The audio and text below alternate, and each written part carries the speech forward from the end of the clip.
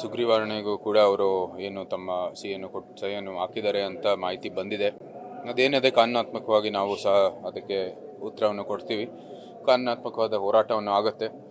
ಆದರೆ ಇದು ಏನು TDR ಏನು ಅವ್ರಿಗೆ ಹಿನ್ನಡೆ ಆಗಿತ್ತು ಆ ಕೇಸಲ್ಲಿ ಸುಪ್ರೀಂ ಕೋರ್ಟ್ ಭಾಳ ಸ್ಪಷ್ಟವಾದ ಒಂದು ಆದೇಶವನ್ನು ಕೊಟ್ಟಿದೆ. ಏನಂದರೆ CDR ಕೊಟ್ಟು ತಾವು ರೋಡ್ ವೈಡನಿಂಗ್ ಮಾಡಿ ಅಂತ. ಅದನ್ನು ತಪ್ಪಿಸ್ಕೊಳ್ಳಿಕ್ಕೆ ಈ ಒಂದು ಆರ್ಡಿನೆನ್ಸನ್ನು ಹಾಕಿದ್ದಾರೆ. ಆದರೂ ಸಹ ಇದು ಎಲ್ಲನೂ ಕೂಡ ಇವಾಗ ಕೋರ್ಟಲ್ಲಿದೆ. ಸೊ ಅವರು ಸುಪ್ರೀಂ ಕೋರ್ಟಿಂದಾನೇ ಏನು ತೀರ್ಮಾನ ಬರುತ್ತೋ ಅದರ ಒಂದು ಮೇರೆಗೆ ನಾವು ಮುಂದುವರಿತೀವಿ. ಬಟ್ ಈಗ ಅಂಕಿತ ಹಾಕಿದಾರಲ್ಲ ಸರ್, ಅದನ್ನ ತೆಗೆದುಕೊಳ್ಳಲಿಕ್ಕೆ ಏನಾದರೂ ತೊಡಕು ಆಗುತ್ತೆ? ನಮ್ಮ ಕೈಲಾಗಲ್ಲ. ಇದು ಸುಪ್ರೀಂ ಕೋರ್ಟಿಂದಾನೇ ಇಂಥ ಒಂದು ಅಂದರೆ ಏನು ಇವತ್ತಿನ ವ್ಯವಸ್ಥೆಯಲ್ಲಿ ಏನಾದರೂ ತಕರಾರು ಇದ್ದರೆ ಅದಕ್ಕೆ ನಾವು ಸುಪ್ರೀಂ ಕೋರ್ಟ್ಗೆ ಹೋಗಬೇಕಾಗುತ್ತೆ. ಅಲ್ಲಿ ಏನು ಅಥವಾ ಹೈಕೋರ್ಟಲ್ಲಿ ಅಥವಾ ನ್ಯಾಯಾಲಯದಿಂದ ಏನು ಆದೇಶ ಬರುತ್ತೆ ಅದರ ಮೇರೆಗೆ ನಾವು ಮುಂದುವರಿಬೇಕಾಗುತ್ತೆ. ಸರ್, ಈಗ ರಾಜ್ಯದಲ್ಲಿ BJP ಒಡೆದ ಮನೆ ಅಂತ ಮನೆಯೊಂದು 3 ಬಾಗಿಲು ಒಂದೊಂದು ಬಣಗಳಾಗಿ ಆಗ್ತಿದೆ.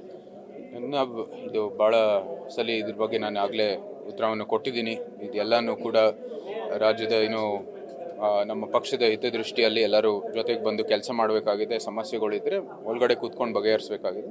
ಆಚೆ ಎಲ್ಲನೂ ಒಂದು ಧ್ವನಿ ಆಗಬೇಕಾಗಿದೆ. ರಾಜ್ಯಾಧ್ಯಕ್ಷರು ಇರಬಹುದು, ಅನೇಕರು ಇರ್ಬೋದು, ಎಲ್ಲರೂ ಹೇಳಿದ್ದಾರೆ ಇದು ಬಂದು ಮಾತಾಡ್ಬೋದು, ಕೂತ್ಕೊಂಡು ಮುಂದುವರಿಯೋಣ ಅಂತ. ಅದಕ್ಕಾಗಿ ಬಂದು ಮಾತಾಡ್ಬಿಟ್ಟು ಮುಂದುವರಿಬೇಕು. ರಾಜ್ಯಾಧ್ಯಕ್ಷರನ್ನ ಬದಲಾಯಿಸಬೇಕು ಅನ್ನೋದು ಕೇಂದ್ರ ಸರ್ಕಾರ ಅದೆಲ್ಲ ತೀರ್ಮಾನ ಮಾಡುತ್ತೆ.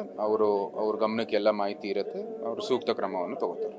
ನಿನ್ನೆ ಜಿಲ್ಲಾಧ್ಯಕ್ಷರುಗಳ ಪಟ್ಟಿ ಬಿಡುಗಡೆ ಇದೆ ಸರ್. ಅಲ್ಲಿ ಒಂದಷ್ಟು ಪಟ್ಟಿಗೆ ಅಸಮಾಧಾನ ವ್ಯಕ್ತಪಡಿಸಿ ಸುಧಾಕರ್ ಅವರು ಕೂಡ ರಾಜ್ಯಾಧ್ಯಕ್ಷರ ವಿರುದ್ಧ ಕಿಡಿಕಾರ್ತಿರೋದು ಸರ್. ಅದೇ ಪಕ್ಷದಲ್ಲಿದ್ದು ಬಿಜೆಪಿ ಆಗೋದಿಲ್ವಾ ಸರ್ ರಾಜ್ಯದಲ್ಲಿ ಈ ರೀತಿ ಬೆಳವಣಿಗೆಗಳು?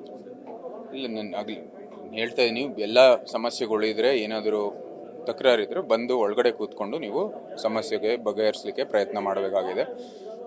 ಆ ಕೆಲಸವನ್ನು ಮೊದಲು ಆಗಲಿ, ನಂತರ ನಾವು ಮುಂದುವರೋಣ. ಅಲ್ಲ, ರಾಜ್ಯಾಧ್ಯಕ್ಷರ ಬದಲಾವಣೆ ವಿಚಾರಕ್ಕೆ ಸಂಬಂಧಪಟ್ಟ ನಿಮ್ಮ ಪ್ರತಿಕ್ರಿಯೆ? ನಾನು ಈಗಾಗಲೇ ಭಾಳಷ್ಟು ಕಡೆ ಹೇಳಿದ್ದೀನಿ. ರಾಜ್ಯಾಧ್ಯಕ್ಷರ ನೇತೃತ್ವದಲ್ಲಿ ಏನು ಲೋಕಸಭಾ ಎಲೆಕ್ಷನ್ ಇರ್ಬೋದು, ಅನೇಕ ಏನು ಪಕ್ಷದ ಚಟುವಟಿಕೆ ಭಾಳ ಯಶಸ್ವಿಯಾಗಿ ನಡೆದಿದೆ. ಅವರ ಒಂದು ಪಕ್ಷಕ್ಕಾಗಿ ಅಥವಾ ಏನು ಸಂಘಟನೆಗಾಗಿ ಮಾಡ್ತಾ ಇರುವಂಥದ್ದು ಕೆಲಸ ಎಲ್ಲನೂ ಶ್ಲಾಘನೀಯ. ನಮಗೇನು ಸಮಸ್ಯೆ ಇಲ್ಲ. ನ್ಯೂಸ್ ಫಸ್ಟ್, ನಿರ್ಭೀತಿಯಿಂದ ನಿಮ್ಮ ಪರವಾಗಿ.